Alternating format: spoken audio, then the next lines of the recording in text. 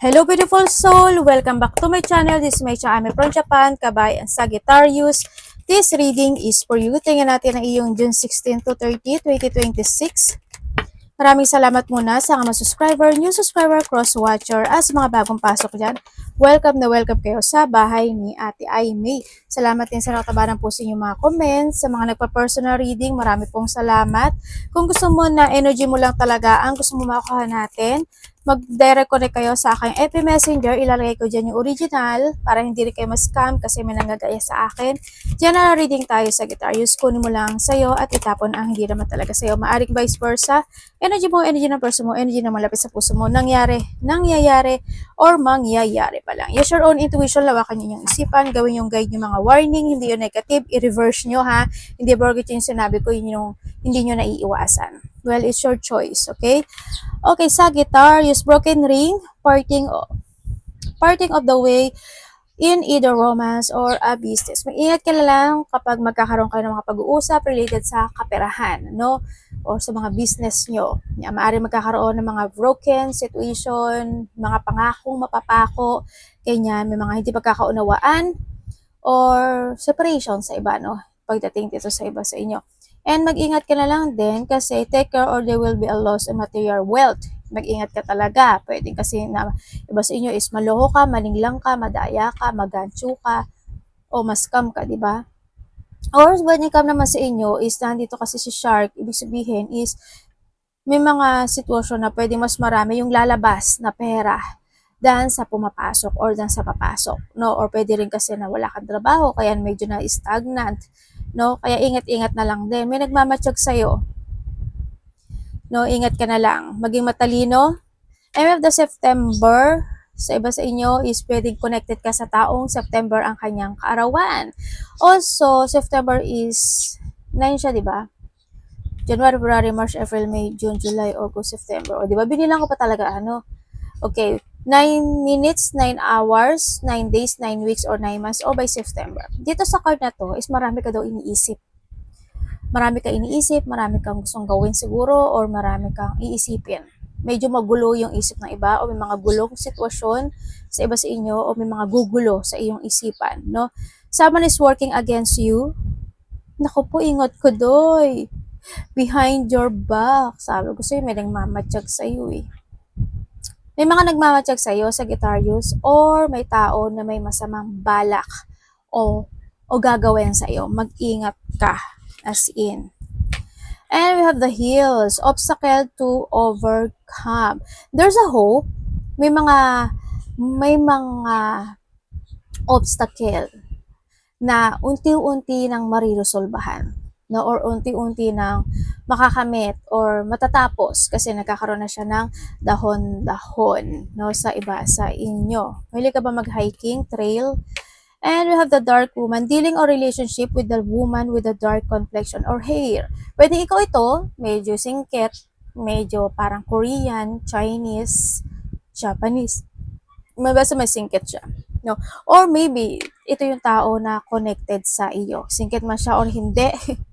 Yan, pwede siya yung tao na they broke your heart, they broken you, or tao na nagmamatsyag, o tao na hindi kayo magiging good term. Pwedeng nahando sa point na yun, ano? Basta kung pwedeng siya yung tao na connected siya sa pera, ingat-ingat na lang din, di ba? Baka siya yung sasakmal sa'yo. Baka makita kayo ng pating, oh, ingat ka. May aso ba kayo?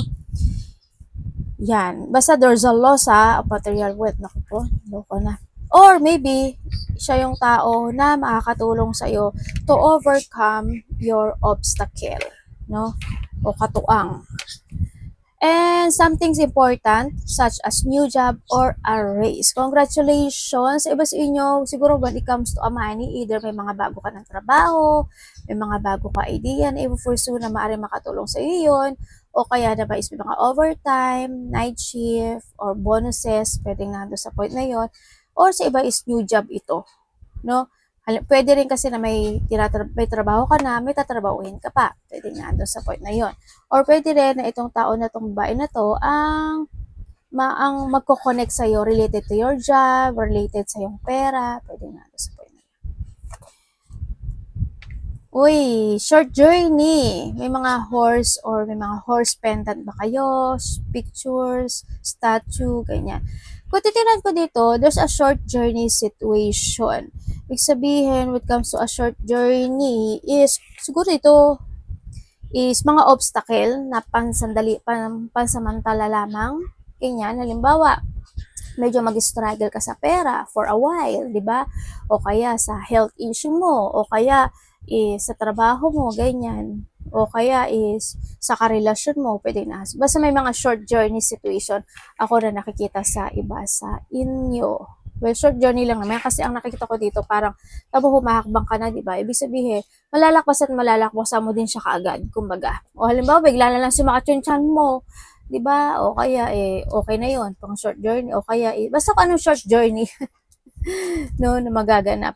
And someone new is entering your life. Uy, may makikilala ka daw na bagong tao. Babae man 'yan o lalaki kasi wala naman siyang mukha. May tao kang makikilala or may mga makakasalamuha ka na bago. October. October, may September, October ka na, no? And we have the 10 minutes, 10 hours, 10 days, 10 weeks, 10 months, no? Pwedeng, kung ano man ano, changes is coming. October is a changes is coming. There's something happen na magkakaroon ng pagbabago, no? Yan. Kung 10 days yan, 10 weeks, sumahin mo na lang, o kung October ito, ganyan. Changes to, ano, sa nakita ko sa dito. Pagbabagong magaganap sa buhay mo, pwedeng physically, emotionally, spiritually, bulsa. Yan, may mga ganun sitwasyon ako. Congrats kung ano man niya kasi kung titignan ko naman siya dito, maganda siya kasi andito siya, oh. Diba? There's a growth and pagbabago magaganap, diba? Oh. Tapos, dito sa sitwasyon mo is may mga bago ka makikilala, makakasalamuha, diba? O tapos may mga panandali ang sitwasyon lang naman. Or konting-konti na lang, pwedeng nahandun sa point na yun, ano, when it comes to a short journey. Okay, energy ni Sagittarius.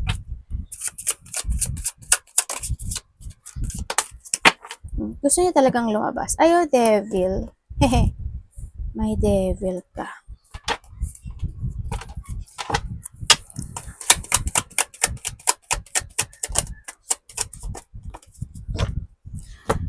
Okay. When it comes sa yung energy, sa energy mo, ang nakikita ko sa'yo dito, alam mo yung kahit na sometimes may hindi okay na sitwasyon, ano, pagdating sa iyo. Yun na nakita ko, pero pinipilit mong maging okay. Alam mo natin ka sa point na yon. And then also, ang nakikita ko dito sa iyo is when it comes sa yung energy, meron ka daw sitwasyon na either madidesisyonan, aaksyonan, gagawin, imumove, sasabihin, o kung ano man yan, na pwedeng hindi maging maganda yung bunga nun. O hindi magiging maganda yung resulta nun. Kaya yung pinaka mag-focus ka doon para pag-isipan mo talagang maigi kung tama ba or hindi, advantage and disadvantage. Ano, kasi merong magaganap na hindi magiging maganda yung bunga niya o resulta, kumbaga.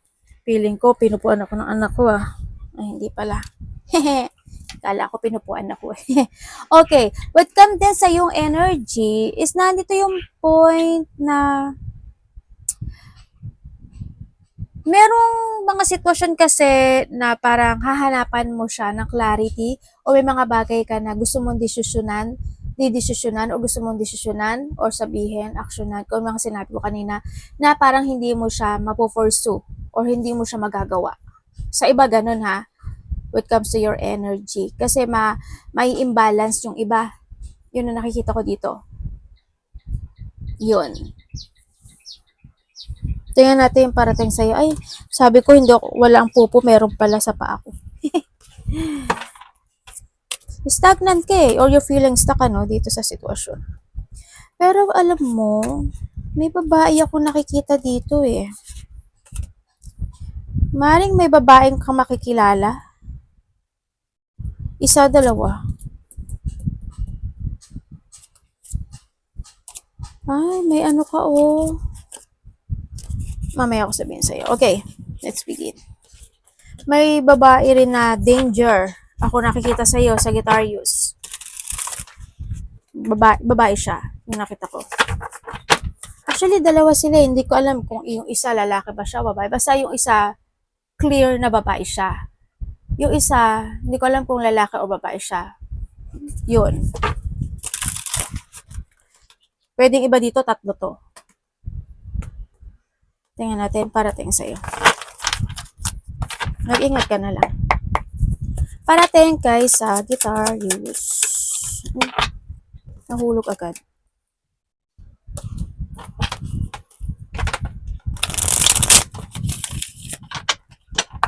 Ano po to?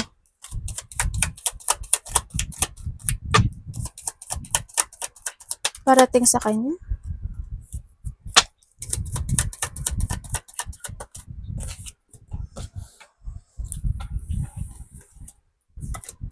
Bakit po?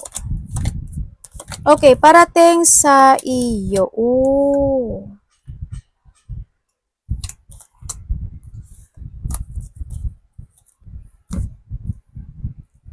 Parating sa iyo is there's a bullying, ano? Ako nakikita sa iyo, no? Magkakaroon ng mga bullying situation or pwede rin na ito is magkakaroon ng mga kalungkutan o dissatisfaction or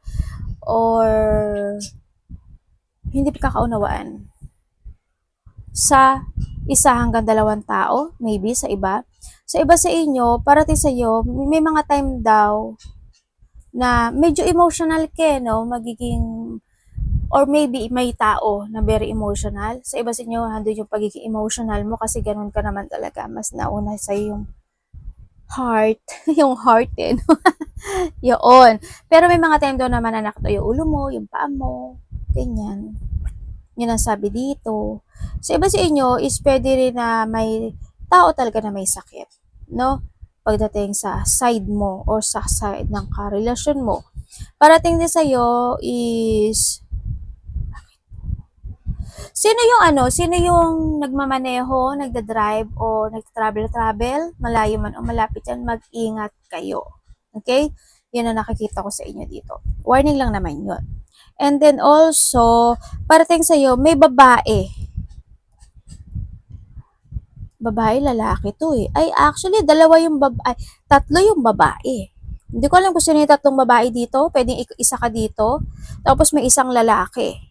No? Pwedeng kapatid mo siya or pwedeng ko-connect tong mga tao na to sa iyo. Tapos may tatlo pa nga ako nakita. Ang dami mong tao actually, no? Sa nakita ko, hindi ko alam kung bakit ang daming tao.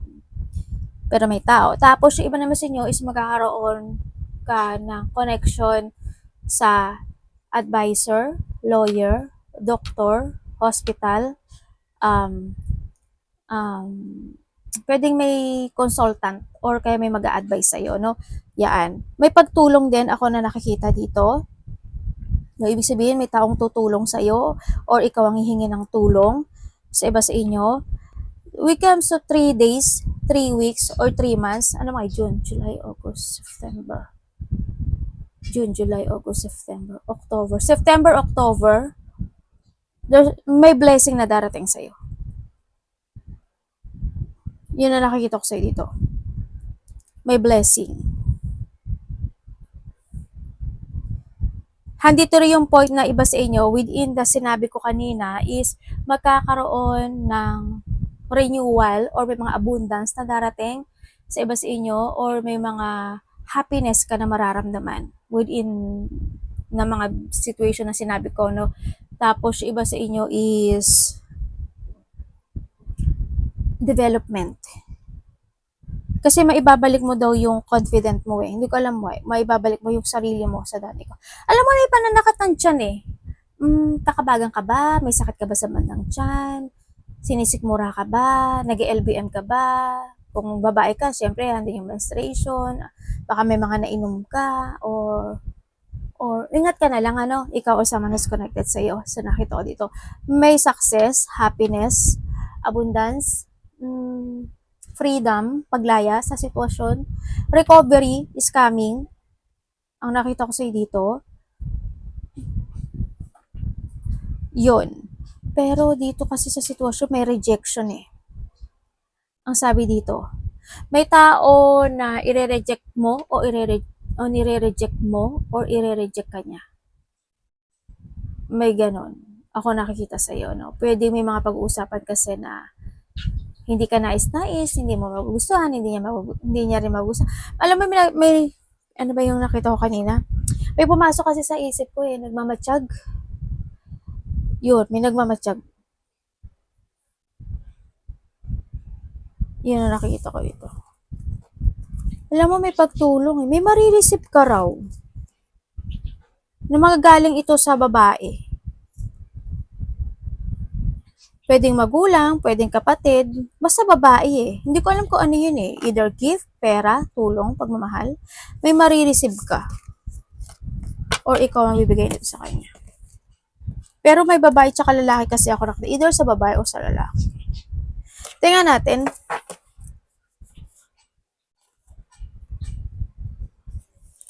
There's a healing situation. May hinihintay ka. Yung hinihintay mo, darating siya. May hinihintay ka, ito is darating within 19 days or 19 weeks. Darating yung hinihintay mo. Or sa pagitan na yon. Pwedeng sa iba is year yun. Ang tagal naman yun, di ba? Dapat iwasan.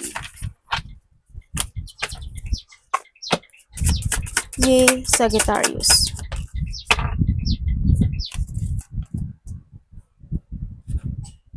Ay.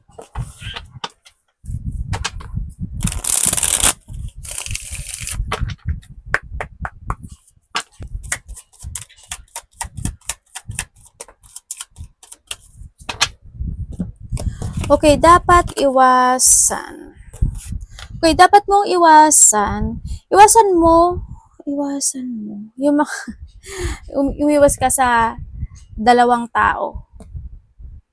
Hindi ko alam sino Isa, dalawa, sa iba. Yun ang sabi. Iwasan mo rin na magkaroon ka ng mga pagpapaliban sa buhay, no? Yung ma-stuck ka, iwasan mo yun. Malack of direction ka, o hindi ka bumitiw o lumaya sa isang sitwasyon na hindi naman mag-work talaga sa'yo, di ba? O hindi ka magiging good pagdating doon. Iwasan mo na hindi ka mag-try ng mga bagay-bagay. Kumbaga, kung may mga bagay ka na gusto mong gawin, na gusto mong baguhin, try mo, di ba? Try new things or baguhin ang iyong pananaw sa kinabukasan. Yun ang sinasabi ha. Iwasan mo rin na magkaroon ka ng self-limiting. Ganyan. Nandun yung point na yon. Iwasan mo yung mga sitwasyon na pwede ma-frustrate ka doon o mga taong makakausap mo na pwede mo ika-frustrate o mapo-frustrate ka. Hanggat maaari, agahan mo. Umiwas ka na. Diba? Yun. And wag mo kakalimutan din yung sarili mo ha, sa iba sa inyo. Kailangan is balanse. Ingat ka lang din sa mga salita mo o sa mga desisyon mo o sa mga bibigkasin mo. Yan. And then also, is yung mga conflict, mga possessive na tao, mga galit, hate, puot, hindi pagkakasundo, mga hindi magsi-same page, pinaka-the best na lang. Yung mga hindi same pages sa'yo. And syempre, you need self-love.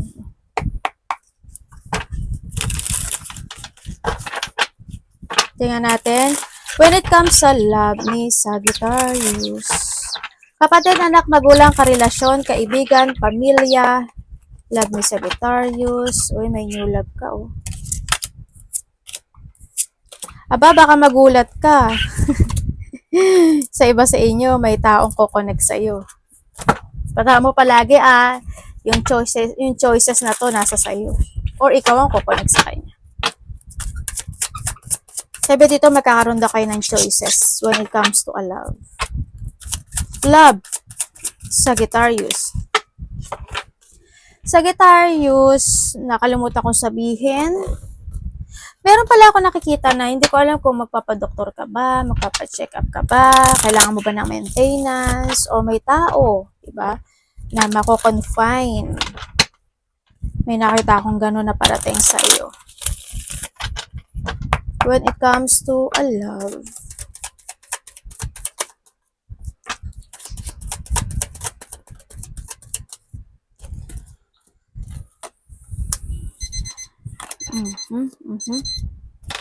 Okay, kung single ka, may isa hanggang dalawa? Pero isa dito may pag-iwas eh. Hindi ko alam kung ikaw ang umiiwas o isa dito umiiwas. They feeling heartbreak sa nakita ko dito. Pero, or pwede rin naman kung nakakausap mo na to or kinakausap mo siya. Hindi kayo eh, no? Nitong tao na to. Yun nakita ko sa kanya. Oo, hindi kayo. Magkaiba kayo ng energy, pero kilala mo na daw to eh. Pwede rin na hindi na kayo nag-uusap or i-ignore mo siya, i-ignore ka niya, ibablock ka niya, ibablock mo siya. Pwede nando sa point ngayon, no? Pero, dito kasi may umiwas eh, o maiiwas, no? Yun ang nakita ko to. Or iba dito medyo malilito. Pero meron eh. Kilala mo na siya. Hindi ba? Sabi ko sa'yo, meron. Dalawa. May tao nga may interest sa'yo eh, oh. May taong bigla ang magkakaroon ng interest sa'yo or matagal na siyang may interest sa'yo sa iba sa inyo. Okay, kung kayo naman is nagkahiwalay nitong tao na ito, oo, nagkaroon ng paghihiwalay, ano. When it comes sa paghihiwalay kasi is, alam mo yun, nandun yung point na sa iba kasi sa inyo, itong tao na to is nang loko, nang dinglang o dinaya ka. No? Binackstab ka o binetray ka talaga niya sa iba sa inyo. Sa iba naman sa inyo, yung tao na to, kaya siya umiwas o umalis sa'yo kasi hindi niya kayang gawin o hindi niya kayang ibigay sa'yo yung lahat ng ninanais mo. Kumbaga marami siyang gustong gawin o marami siyang gustong ibigay sa'yo pero hindi niya kaya. No, pwedeng nandun isa sa point na yon. Or ikaw, baka may hinihingiling siya sa'yo, di ba? Na ninanais, vice versa, tapos hindi naman kaya. Kaya rin nandun sa point na nagkaroon ng separation or naging malihim talaga yung isa sa iba sa inyo. Kumbaga sa iba, kuhanin mo lang ha, pwedeng iba kasi dito, niling lang ka talaga niya, binitray ka niya. Kasi medyo three story yung nakita ko dito eh. Sa iba dito, talagang nagkaroon ng paglihim, nagkaroon ng pag-iwas o pagtalikod, nagkaroon ng disappointment, nagkaroon ng sadness, nagkaroon ng separation talaga.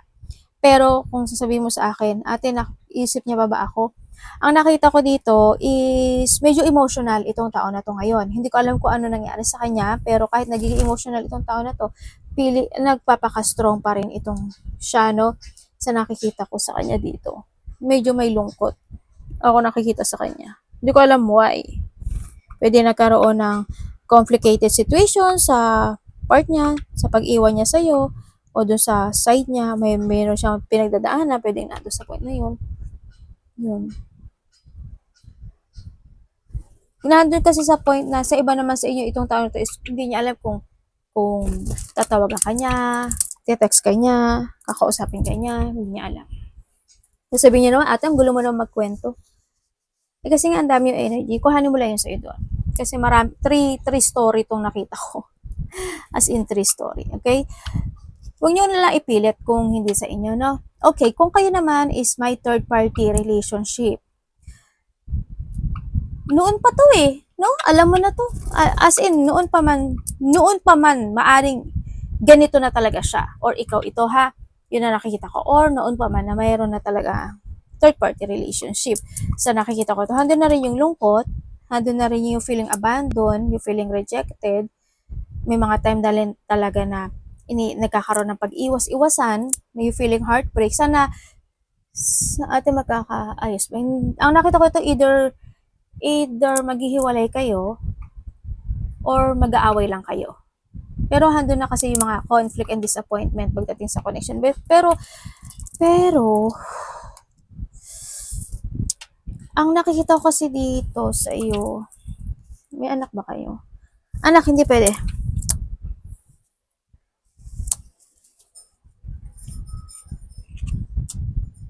Maaaring may babaeng tutulong sa inyo or may babaeng makakatulong sa iyo, pero may babae tsaka lalaki kasi, no? Yun ang nakikita ko eh. Pwedeng yung babae na to yung third party sa iba. Kasi dalawa yung tao na nakikita ko dito, dalawang babae o dalawang lalaki.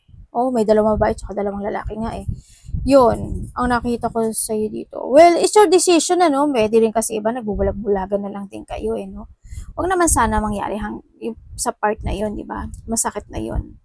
Baka naghihintay ka na lang din, di ba? Na mangyari yung dapat mangyari. Pero sa iba ito, maghihiwalay kayo. Sana hindi humantong doon. Ayoko naman kayo bigyan ng ano, di ba? Bigyan ng pero kung kaya mo pa naman tiisin, di why not, di ba? Kung wala naman kayong third party relationship, kung wala kayong third party relationship, isa sa inyo, medyo low yung energy. Pwede isa sa inyo is may nararamdamang pain o may sakit. Or pwede rin sa iba sa inyo is gusto niya ibigay sa iyo yung lahat. Pero hindi niya kaya. At yun yung kinalulungkot niya.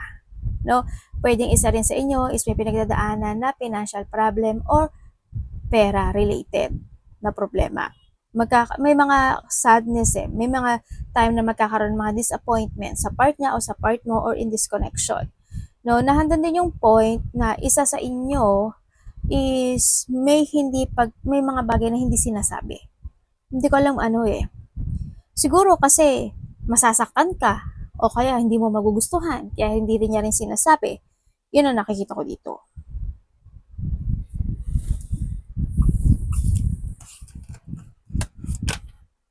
Mararamdaman mo yung connection mo na yung iba sa inyo ha, mararamdaman mo na parang may pag-iwas siyang gagawin.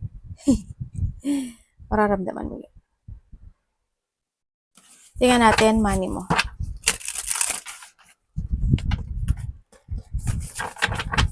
Your money, Sagittarius, or vice versa ha. Sabi ko na nga ba, Wheel of Fortune yung nakita ko eh. Totoo pala. Akala ko na anina ko lang. Money mo, Sagittarius. Okay. Okay, pagdating sa iyong money or trabaho, unahin ko sa trabaho mo,